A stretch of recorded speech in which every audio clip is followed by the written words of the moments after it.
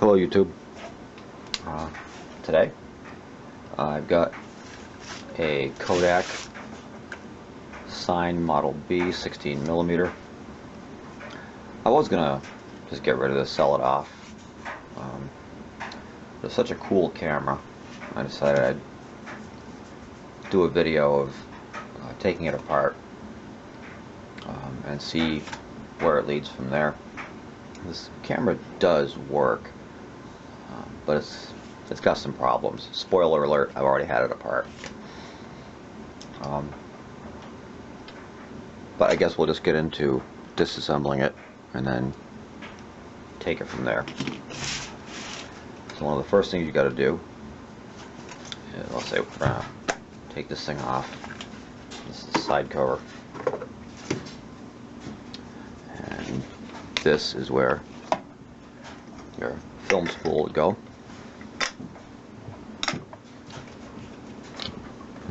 And to load this thing up, there's a little tab down here you press and pull this thing open, and your other spool goes in there. Your full spool goes here, and your receiving spool is here.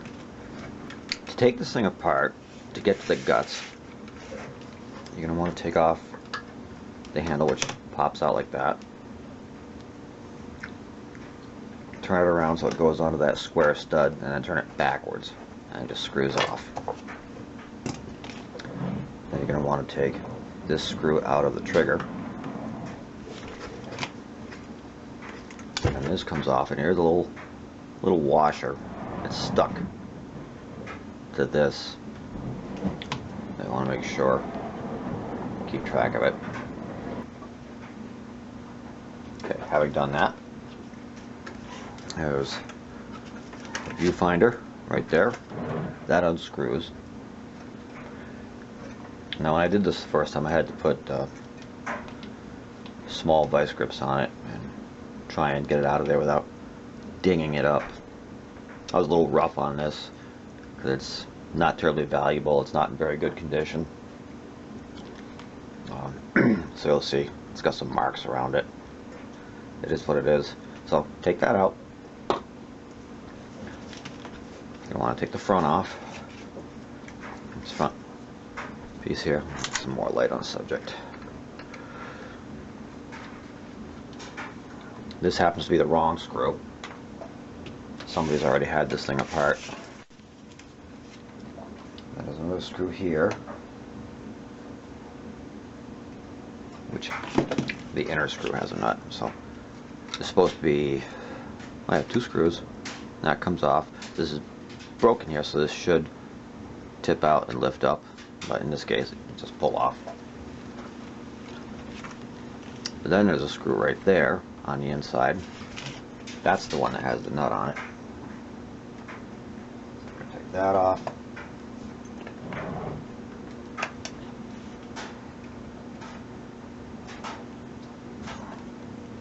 I'm going to hold that nut so I don't lose it like I did last night.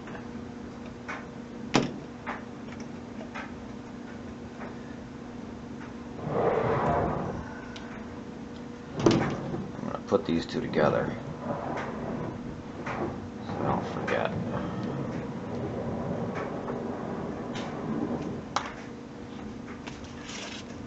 And then there is another screw here. Different screwdriver.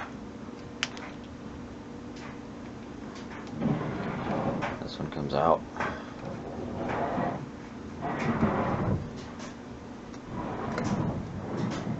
It's got a spacer. Tap it together. There's supposed to be a third screw, but it's gone. Then this just lifts off. It can be set aside.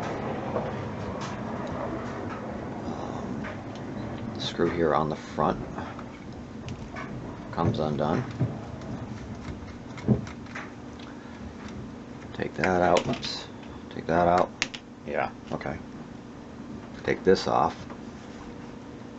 And this only goes back in one way because it's got a tab that corresponds with the hole in the face right there. Then you've got 4 screws on the outside.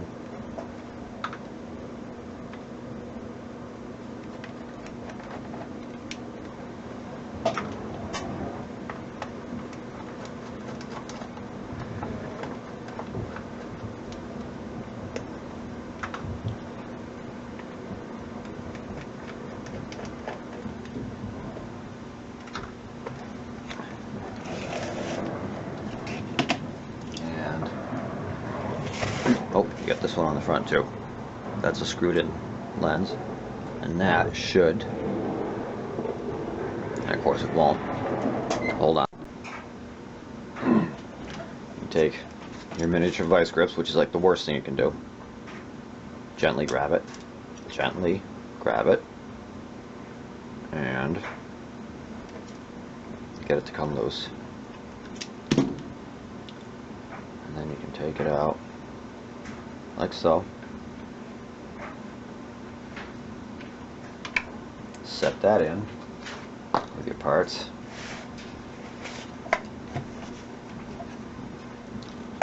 Then that's everything. And you gotta kind of wiggle and finagle this thing out. You pick it up,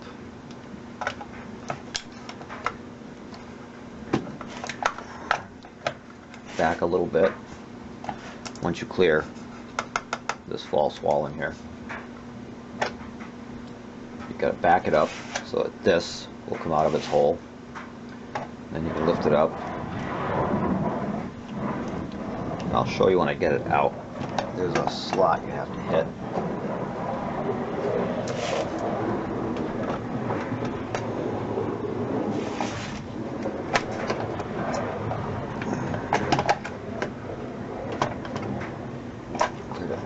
And like that. And there's that slot. And that is meant to clear the tripod socket. And then there you have the guts. I took this thing apart last night. The box was filled with oil. Heavy, thick, sticky oil. It wasn't really a lubricant anymore. It was more of a glue. And I'm not sure if somebody had worked on this at one other time or what.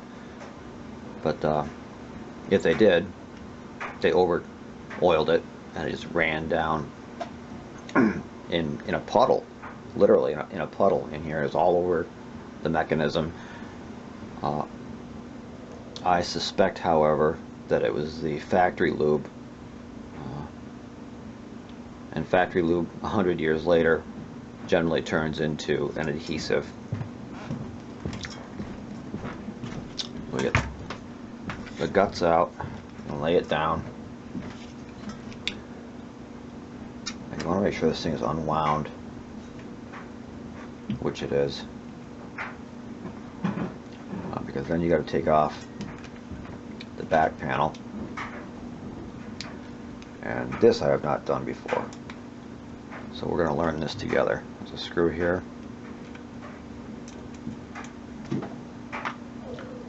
There is a screw here.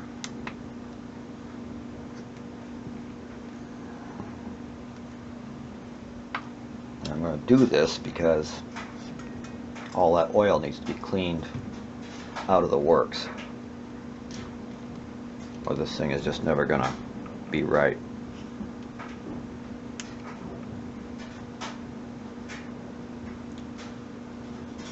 Now that seems like there's not enough screws. There's not. 2 screws in the front.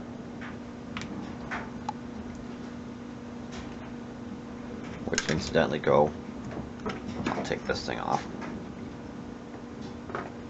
Go through these.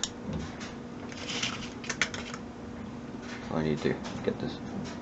Ooh, that's not how it works. Well, we're going to take those screws out anyway and see what happens.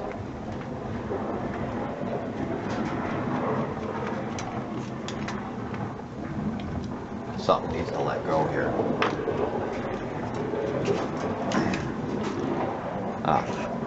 That could be it. Get this last screw that I only partially unscrewed. We'll take that out. And we'll see about lifting this thing off.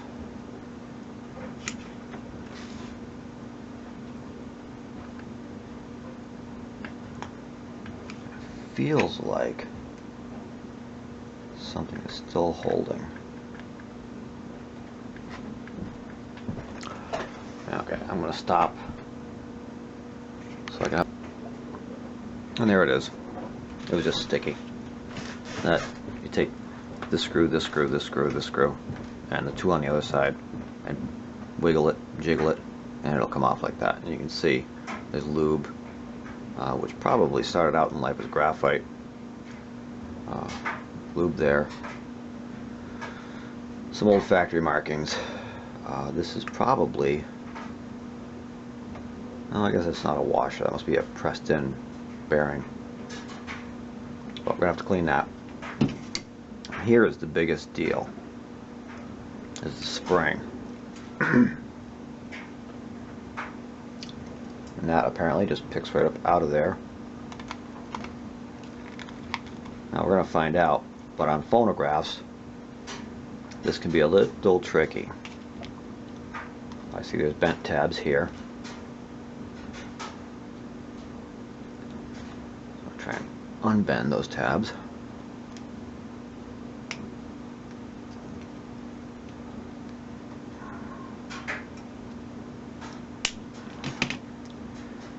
See if we can.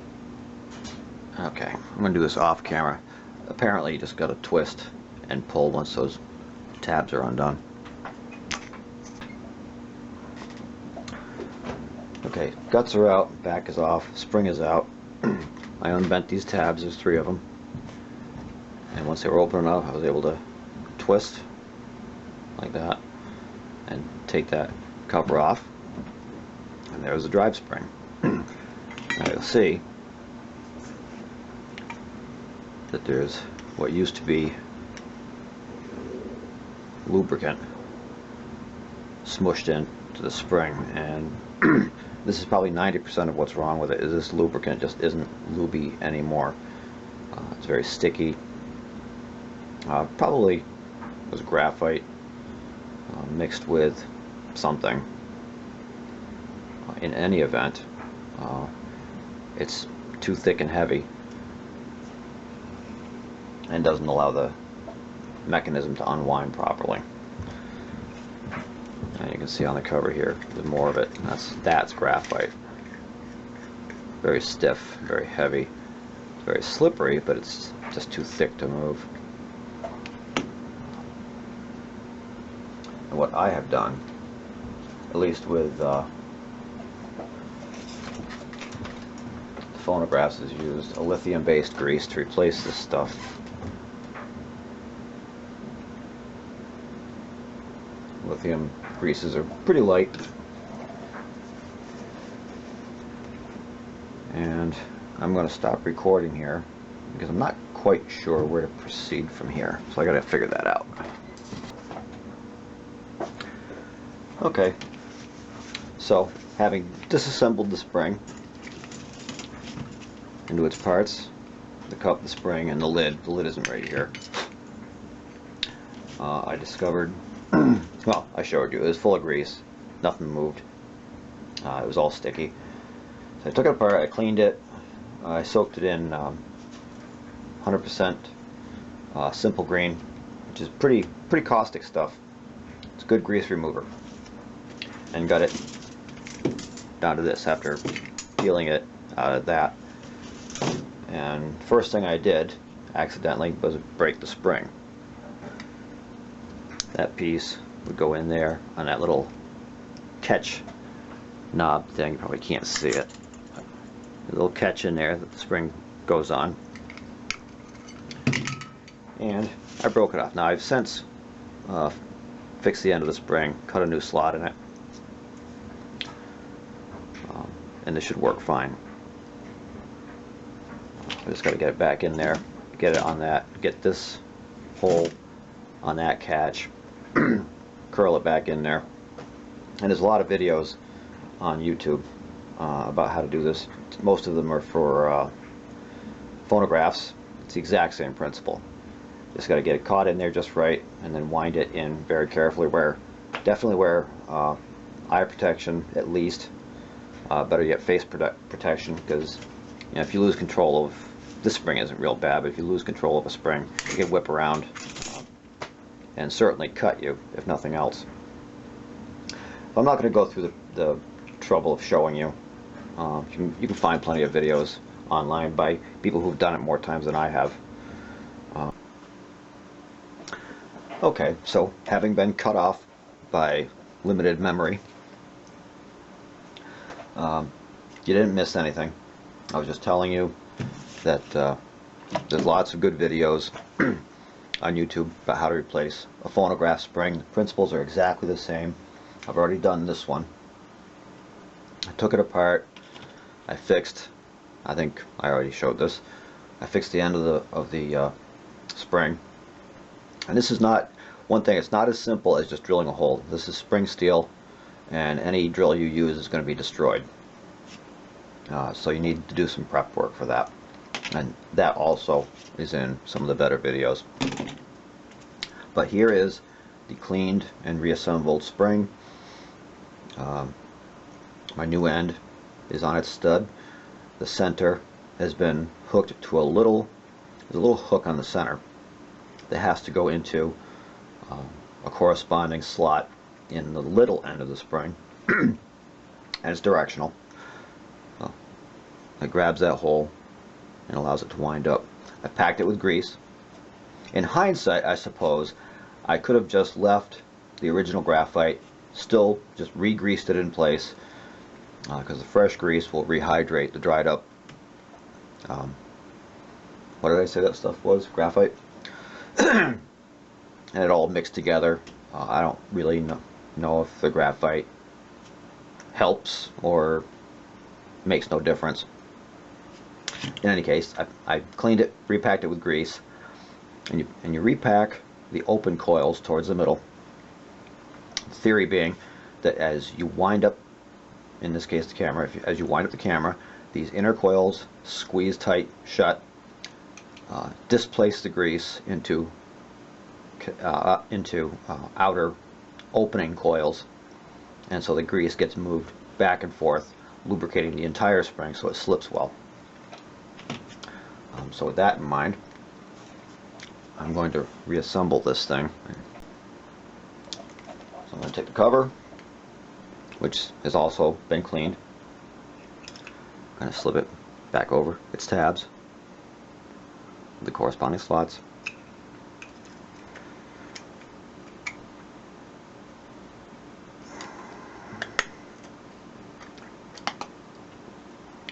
Give it that little bit of a crank.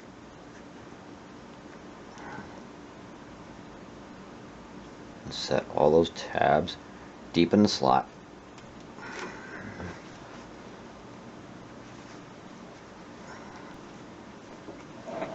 Having done that, I'm going to pinch these closed again just a little bit. All you need to do is make it so it won't slip backwards of its own. Just a little kink there, and that is a finished spring. To the next step in this. I'm not sure how far I'm going to take this video. So very quickly, what I'm doing for this next step, cleaning up these gears, a lot of these gears are set on riveted studs, so they're not going to come off really very well. So I'm just going to clean up what I can, get as much of the crud off of the gears as I can, go around, the parts where it actually spins on the shaft. And I'm going to turn it a little bit more and continue with it like that. Reach in there to all the crevices as far as I can, and that's just one of two I've done, so 2 Q-tips I've used so far. I happen to be using naphtha because that was what was here on the bench, but probably pretty much any solvent would work. I would recommend a solvent that dries quickly. Oops, not paying attention here. Air dries quickly, so you don't leave any goo behind. Because the idea is to get the goo off of here. You'll notice that there's grease built up around the gears from so many years. I don't know if it was use so much as just degrading grease being displaced. So I'm going to do that, and then I'll start up again. Okay, so what I've done since I went off camera was I went through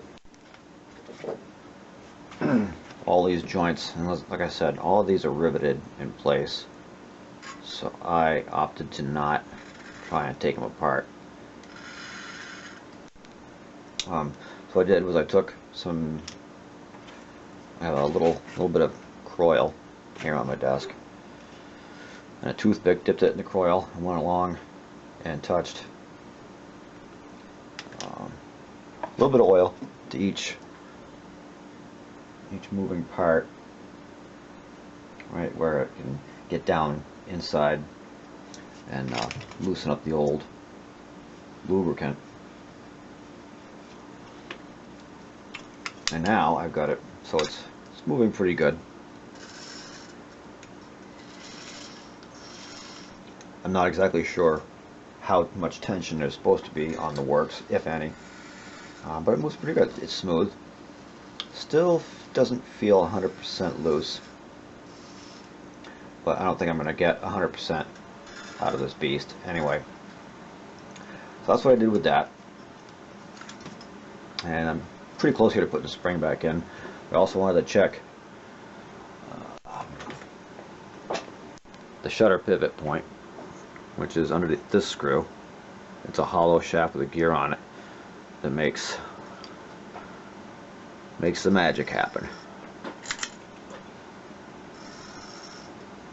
Word of warning. If you're going to take this thing apart, mark your position with the two gears. They're meshing gears.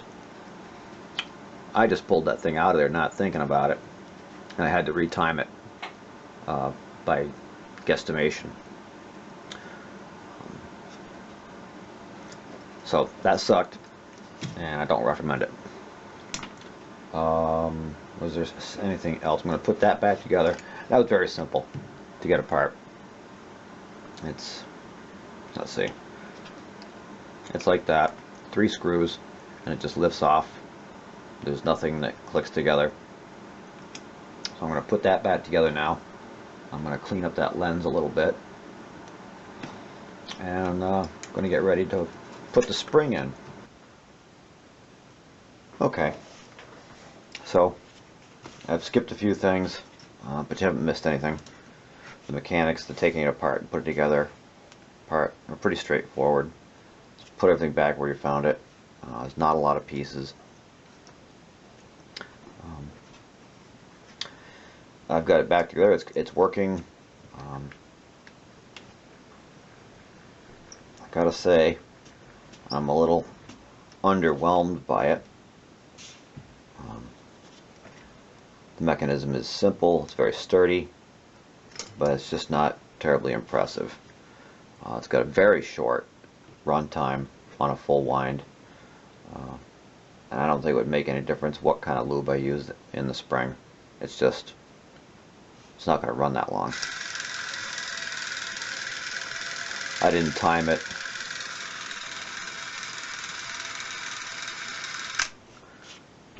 But I'm going to say if you get 30 seconds of run time out of a full wind, that's pretty good.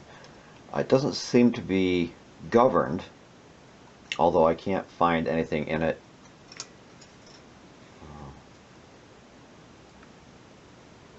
it seems to run pretty consistently until it starts to really run out of power.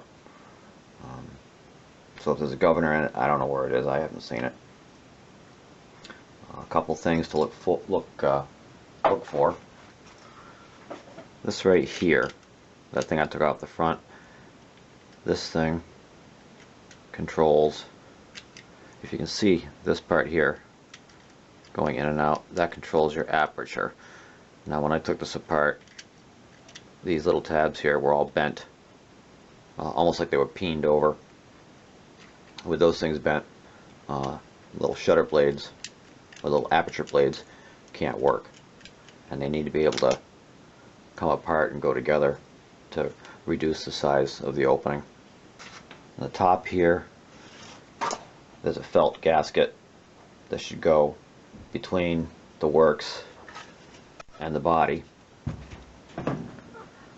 to take up some of the space and help keep this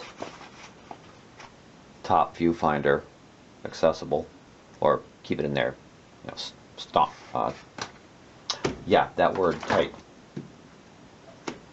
without rattling around. I did replace the mirror.